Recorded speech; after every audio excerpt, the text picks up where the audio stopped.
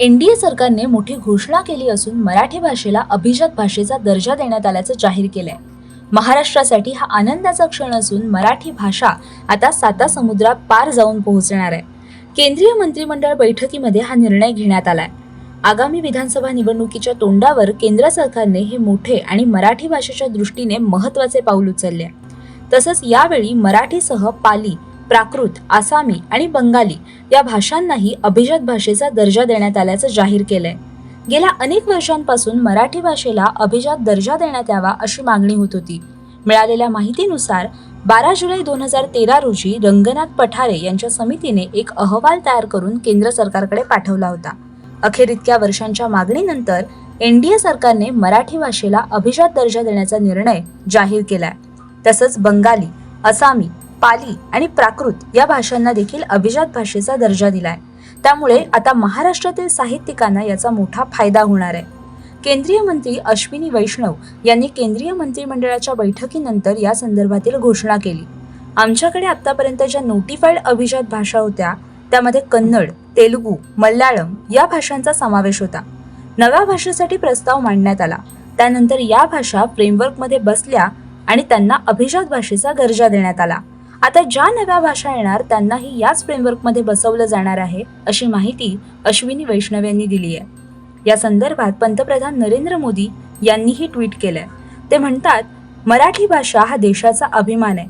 या उत्तुंग भाषेला अभिजात भाषेचा दर्जा मिळाल्याबद्दल हार्दिक अभिनंदन. देशाच्या इतिहासात मराठी भाषेचा समृद्ध सांस्कृतिक वारशाचं योगदान या सन्मानामुळे अधोरेखित झालंय. भारताच्या परंपरेत मराठी ही कायमच अत्यंत महत्त्वाची आहे. आता अभिजात भाषेचा दर्जा मिळाल्यामुळे अनेक लोकांना मराठी भाषा शिकण्याची प्रेरणा मिळेल असा विश्वास मला वाटतो. केंद्र सरकारच्या घोषणेनंतर राज्याचे मुख्यमंत्री एकनाथ शिंदे यांनी याबाबत एक पोस्ट एक्स या प्लॅटफॉर्मवर शेअर केली आहे. यामध्ये त्यांनी म्हटलंय की माझा मराठाची बोलू कौतुके परी अमृतातेही पैजा जिंके. समस्त मराठी जनांचे हार्दिक अभिनंदन. अखेर माय मराठीला अभिजात भाषेचा दर्जा मिळाला. एका लढ्याला यश आलं. यासाठी महाराष्ट्र सरकारने केंद्राकडे सतत पाठपुरावा केला होता. आपल्या लाडक्या भाषेचा यथोचित सन्मान केल्याबद्दल पंतप्रधान नरेंद्र मोदीजी, केंद्रीय गृहमंत्री अमित शहाजी तसेच केंद्रीय सांस्कृतिक मंत्री श्री गजेंद्रसिंह शेखावत यांचे आम्ही आभार मानतो. या कामात अनेक मराठी भाषक, विचारवंत, भाषेचे अभ्यासक, साहित्यिक आणि समीक्षकांचे सहाय्य झाले. त्यांचेही मनपूर्वक आभार. केंद्र सरकारने याबाबतची घोषणा केल्यानंतर विरोधी पक्षनेते अंबादास दानवे यांनी एक पोस्ट केली आहे. दानवे नक्की काय म्हणाले चला पाहूयात.